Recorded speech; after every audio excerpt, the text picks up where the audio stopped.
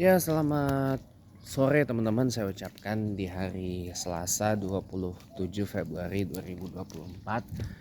Selamat berjumpa di tayangan saya yang insya Allah ini mulai rutin lagi tayang harian, kecuali di hari Jumat, Sabtu, dan Minggu. Itu ada tayangan mingguan dengan title tersendiri gitu ya. Iya, jadi sore ini saya ini tergelitik dengan satu statement yang ini menarik. Judul statementnya ada satu dari pendukung 02 ya di Facebook. Judulnya Masyarakat Indonesia siap murah tapi nggak siap mahal.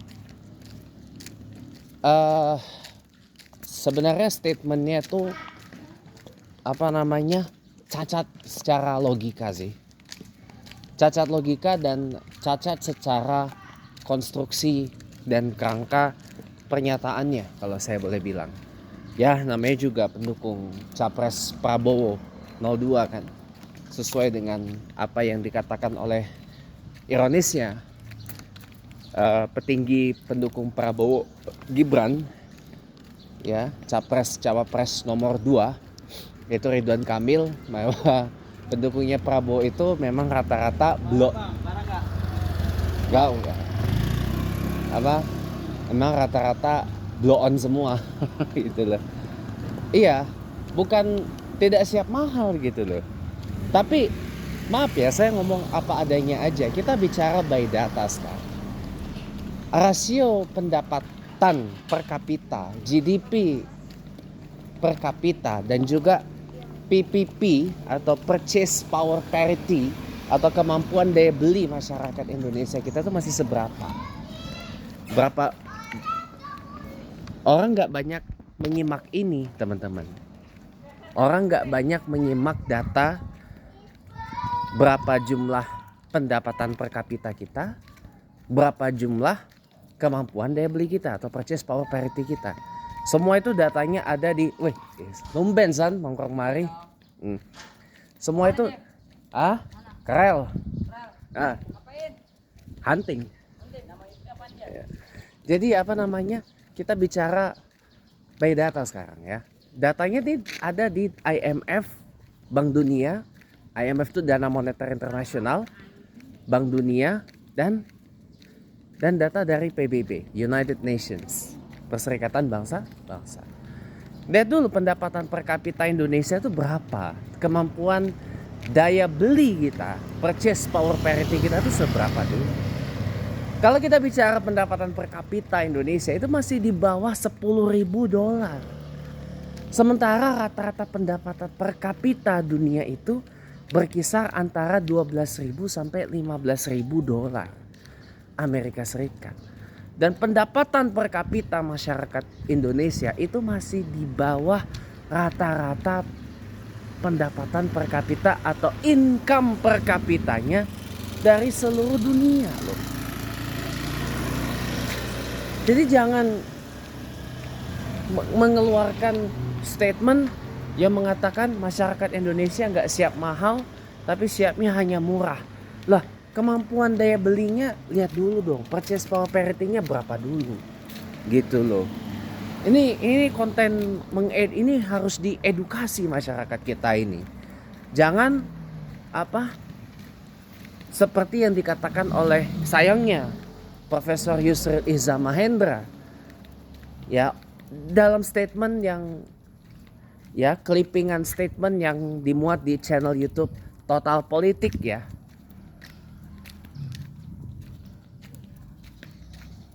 Ibaratkan 60% masyarakat Indonesia tuh hanya lulusan SD atau pendidikan setingkat SD, sekolah dasar. Lantas ketika disuguhkan dengan data-data seperti ini, blow-on-nya kebangetan gitu loh. Ya benar yang dikatakan Yusril Iza Mahendra tuh sama dengan yang dikatakan oleh Samuel Huntington di dalam buku karya agungnya itu Clash of Civilizations. atau benturan peradaban. Betul yang dikatakan bahwa kalau kita mau melaksanakan demokrasi langsung itu memang harus mencapai tingkat apa ya? Nggak bisa gitu loh. Apa dengan keadaan Indonesia yang sekarang 60% masyarakatnya masih berpendidikan sangat rendah loh. 60% masyarakat Indonesia itu lulusan SD ataupun lulusan pendidikan jenjang pendidikan setara SD, sekolah dasar, primary atau elementary school ya. Lantas bisa diajak berdemokrasi langsung seperti ini. Dan pendapatan per kapita masyarakat pun juga kecil. Di bawah rata-rata pendapatan per kapita dunia. Yaitu yang tadi telah saya sebutkan di kisaran 12.000 sampai dengan 15.000 US dollar. Nih mereka-mereka yang seperti ini gak bakal ngerti. Kenapa? Karena mereka ngertinya hanya ketika pemilu, ketika pemilihan legislatif atau ketika pemilihan presiden, mereka hanya berharap uang dari kandidat-kandidat untuk jabatan-jabatan elektoral. Mereka hanya berharap uang dari calon presiden, calon wakil presiden, bisa ngasih, saya pilih Anda, saya ini dapat apa nanti? Anda mau kasih saya uang berapa? Jadi mentalnya masih mental wani piro kalau bahasa Jawanya. Mental berani bayar saya berapa gitu loh. Atau saya mau atau saya dapat apa kalau saya dukung atau saya memilih Anda. Nah, ini kan kejadian ada di mana-mana. Makanya apa yang kemudian disebut izin money politics atau politik uang itu sering terjadi di sini. Karena memang itu yang terjadi, masyarakat mengiyakan adanya praktek money politics itu. Masyarakat memaklumi, menormalkan praktek money politics. Apalagi seperti yang dikatakan Yusril tadi, 60% masyarakat kita itu berpendidikan sangat amat rendah. Dan mayoritas masyarakat Indonesia itu masih hidup di dalam tingkat kemiskinan yang parah banget. Karena pendapatan per kapita kita sekali lagi di bawah 10.000 dolar Amerika Serikat. Pak James datangnya dari mana? Dari PBB, dari Bank Dunia, dari Dana Moneter Internasional, IMF. Itu semua ada. Anda mau googling, Anda mau cari di Wikipedia ya, list of countries by GDP per kapita atau GDP PPP, purchase power parity kita, Anda akan menemukan Indonesia itu masih rendah kemampuan purchase power parity-nya. Jadi bagaimana kalau sudah kemampuan daya belinya rendah, tingkat pendidikan pun juga sangat rendah, IQ pun di bawah 100. Ya, bagaimana mau berdemokrasi langsung? Bagaimana mau masyarakat kita ini mau mendapatkan pemimpin yang berkualitas tinggi gitu loh. Pemimpin yang intelektual. Jakarta punya gubernur intelektual seperti Profesor Anies Baswedan dicaci maki, dihujat. Ya kan? Sulawesi Selatan punya gubernur intelektual seperti Profesor siapa itu? Nurdin Abdullah dikriminalisasi, dimasukkan ke penjara secara paksa oleh ante-antenya Nurdin Halid, Golkar. Ya kan?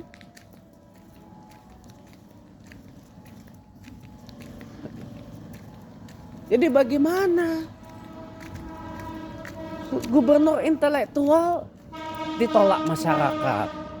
Terus Jakarta dulu pernah punya gubernur hebat yang dedikatif seperti Pak Ahok, Pak Basuki Cahayapurnama dipaksa masuk penjara. Ya kan? Terus ketika Pak Ganjar Pranowo 10 tahun gubernur Jawa Tengah dipitnah, dicaci maki, dihujat. Pak katanya Jateng tuh masih miskin Pak. Lah lihat dulu data-datanya. Nah inilah akibat dari sudah tingkat pendidikan mayoritas masyarakat Indonesia itu rendah ya. Literasinya pun juga rendah. Anda mau tahu nggak, literacy rate atau tingkat melek huruf masyarakat Indonesia itu rendah pakai banget. Dan juga minat baca masyarakat Indonesia itu juga mayoritas rendah pakai banget. Rendah banget.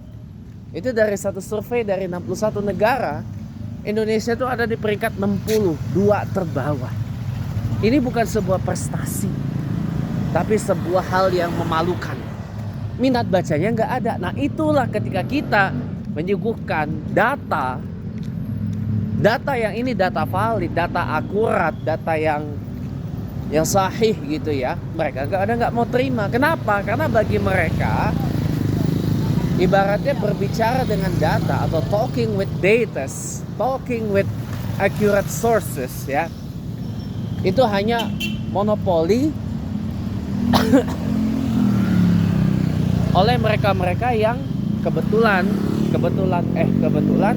berpendidikan tinggi, dan mereka-mereka yang ibaratnya tuh kalau bahasa kasarnya tuh mereka-mereka yang sekolah gitu loh. Kalau mereka yang nggak sekolah, ya mereka hanya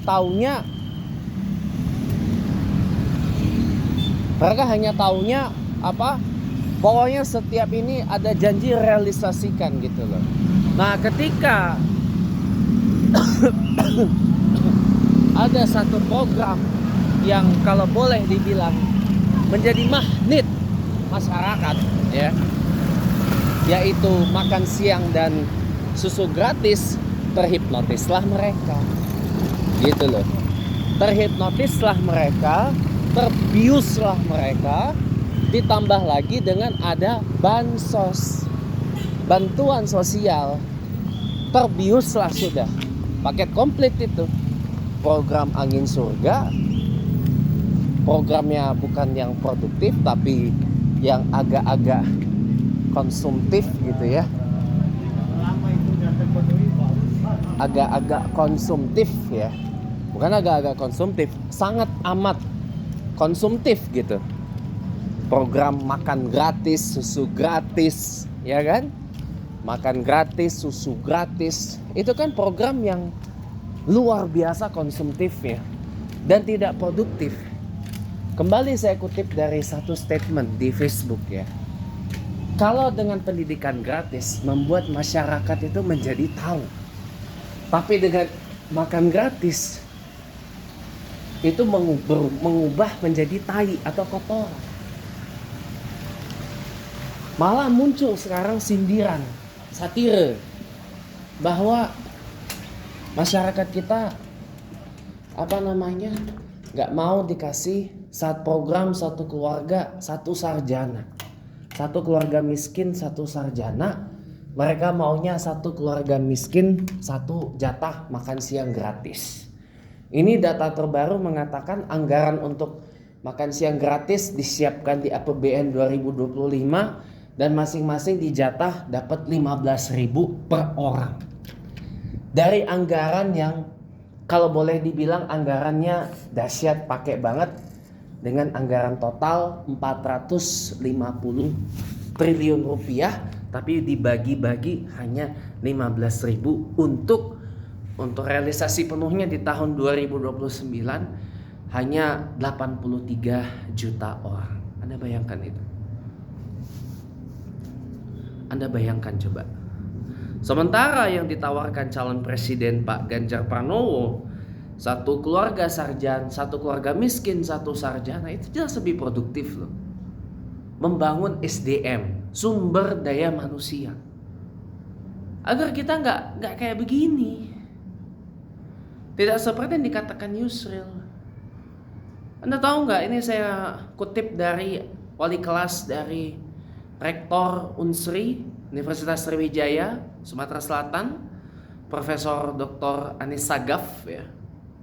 Ketika dulu beliau sering bolos sekolah karena membantu keluarganya yang miskin usai bapaknya meninggal. Anda tahu nggak apa yang disampaikan? Pendidikan itu adalah kunci, elevator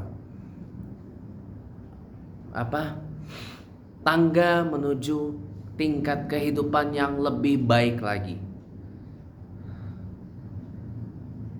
Dan sekarang di masa tuanya, lihatlah. Ketika dulu beliau masa mudanya sering bolos sekolah karena bantu orang tuanya. Jadi tulang punggung keluarga setelah ditinggal bapaknya. Tapi lihat di masa tuanya, beliau menjadi orang yang punya titel profesor dan gelar di belakangnya berderet kayak kereta api. Dan orang pintar, layak beliau duduk jadi rektor Unsri. Layak beliau duduk jadi rektor Unsri. Karena pintar, karena cerdas, karena sekolah. Coba lihat Anwar Fuadi, contoh lagi. Ya, doktornya tuh walaupun Anwar Fuadi itu backgroundnya adalah aktor, ya, aktor, tapi dapat doktor. Doktornya tuh doktor sekolah di Universitas Hasanuddin Makassar. Bukan doktor honoris causa, kehormatan. Itu loh. Doktornya doktor beneran, sekolah. Itu malah jauh lebih paten daripada doktor honoris causa. Mohon maaf, saya bukan meremehkan Buya Hamka ya. Buya Hamka walaupun dia tidak sekolah dapat gelar profesor doktor honoris causa. Saya tidak remehkan, tapi beliau tuh adalah orang yang sangat pintar, sangat pandai, makanya beliau dapatkan itu. Tapi kalau buat saya pribadi, buat saya ya, buat saya seorang James Cohen Smith Windsor mengatakan orang yang dapat doktor dengan cara sekolah itu jauh lebih paten, jauh lebih bermartabat daripada yang honoris causa. Kenapa? Karena didapat dengan struggle, dengan perjuangan. Perjuangan biar pintar, biar pandai, biar berhasil, biar cerdas, biar berpendidikan, biar intelektual gitu loh. Kayak doktornya tuh sekolah, bukan honoris causa. Gitu loh. Nah makanya itu orang tua saya selalu berpesan, sekolah tuh penting gitu loh. Sekolah tuh penting. Kalau kita sekolah, kalau kita ini tuh enak kemana-mana itu. Mau kerja enak, mau berkarir enak, mau apapun juga enak gitu loh. Apalagi kalau udah punya S2, SD, apalagi di Indonesia ini orang masih ngeliat titel. Kalau orang udah di gelarnya profesor, doktor gitu ya, gelarnya berderet kayak kereta api itu, nah itu pasti orang mandangnya, wih ini orang paten benar ini ya. Iya.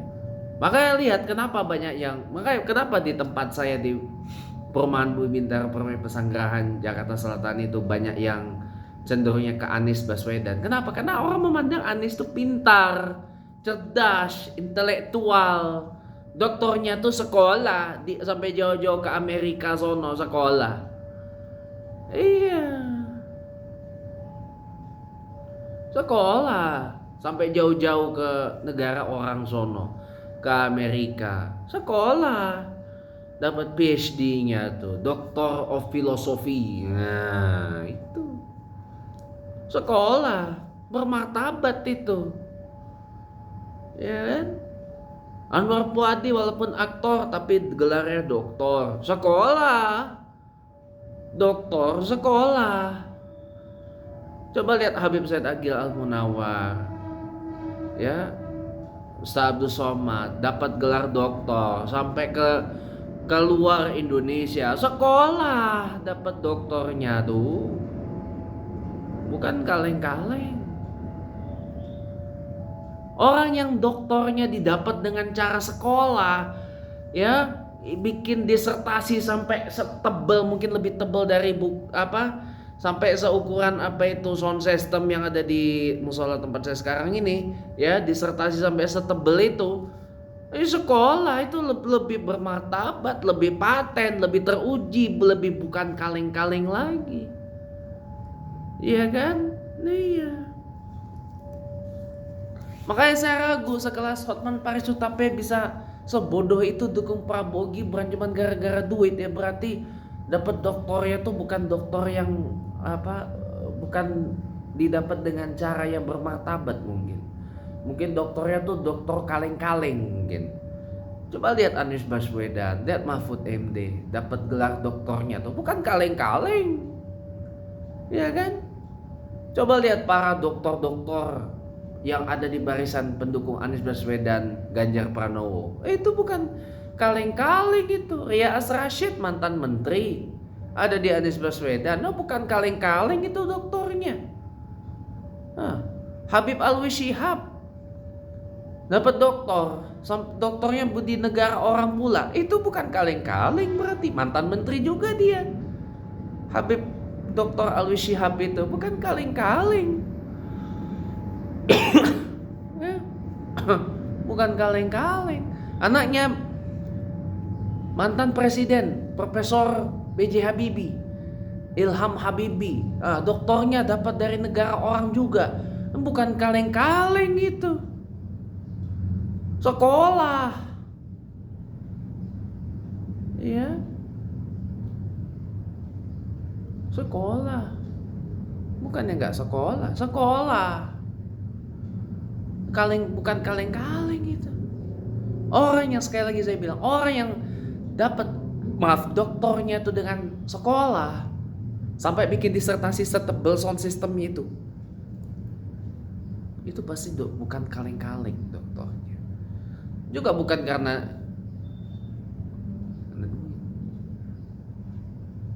gitu.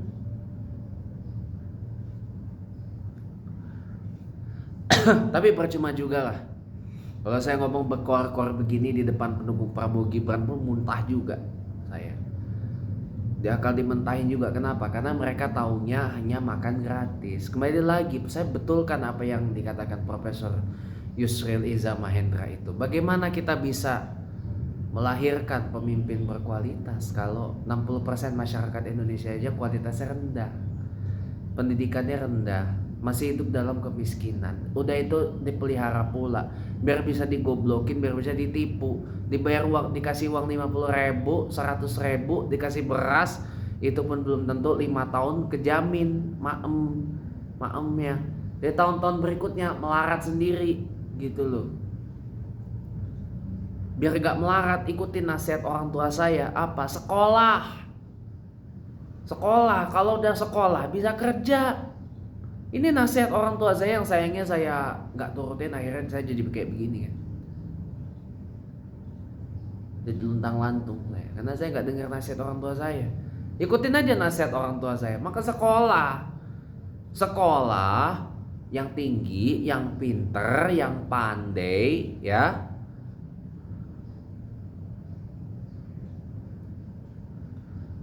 Nanti pasti dapat pekerjaan, banyak dapat. Karir mudah didapat. Kalau kita yang penting gak kuliah satu, sekolah. Orang sekolah tuh pasti kemana-mana mudah. Kalau bisa sekolah yang tinggi gitu loh, sampai master's degree, sampai makanya kan saya bilang di Twitter saya, di X saya, ya, ketika ada rekaman suara Prabowo beredar, ya terserah lah, mau itu diedit, yang aslinya pun juga udah saya dengar, yang utuhannya pun juga udah saya dengar sendiri kok, ya. Saya bilang, saya mention langsung ke Pak Prabowo-nya, ya kan? Itu yang kemudian jadi klarifikasi. Ya kan? Saya bilang, ya saya nggak mau jadi kacungnya Prabowo. Saya nggak mau jadi tukang kebunnya Pak Prabowo Subianto.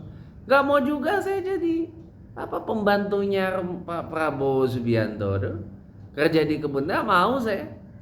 Saya mau sekolah berkat rekaman itulah, jadi saya termotivasi dan tersugesti lagi.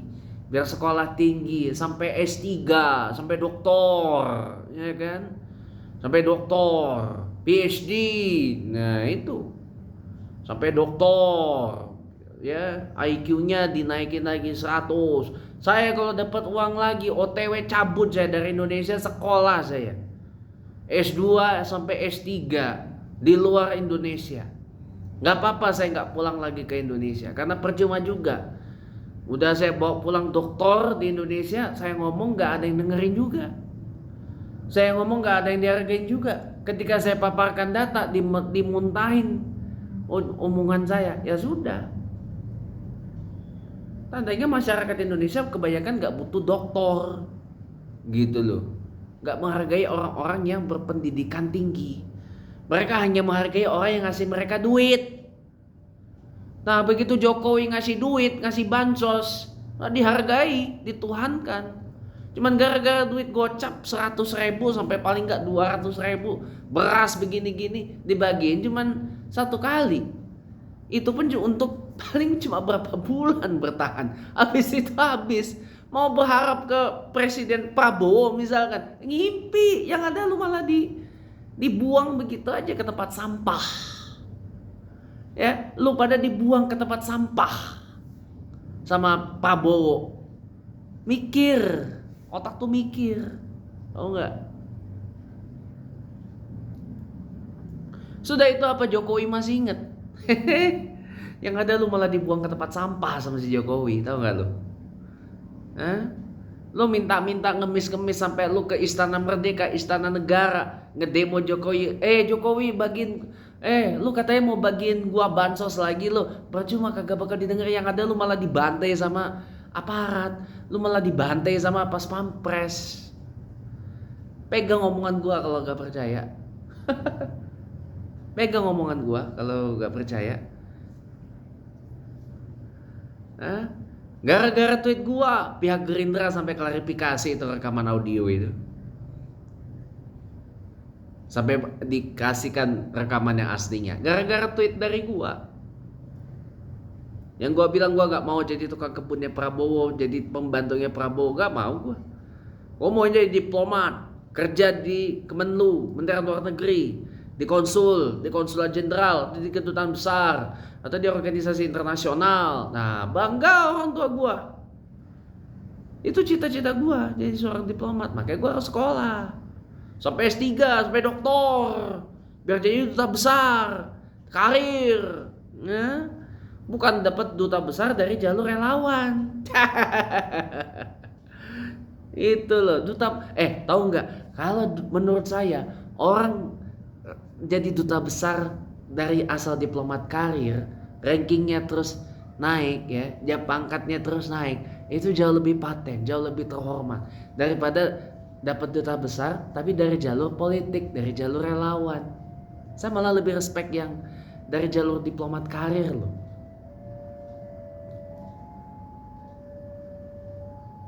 Ya kan? Dan yang pasti kualitasnya ya lebih teruji lah. Gitu.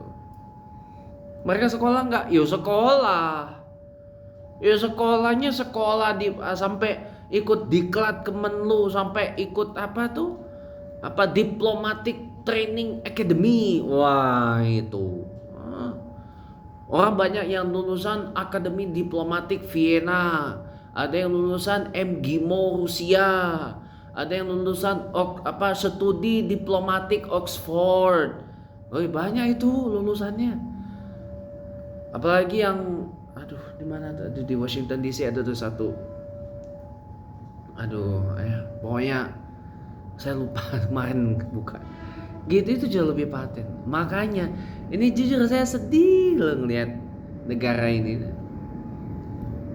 Sama teman Facebook saya bilang, ya ternyata berhasil juga sih Jokowi dan Prabowo tuh masuk ke market 60% masyarakat Indonesia yang pendidikannya rendah, cuman lulusan SD atau sekolah mayoritas atau pendidikan setara SD, sudah itu banyak miskin, ya.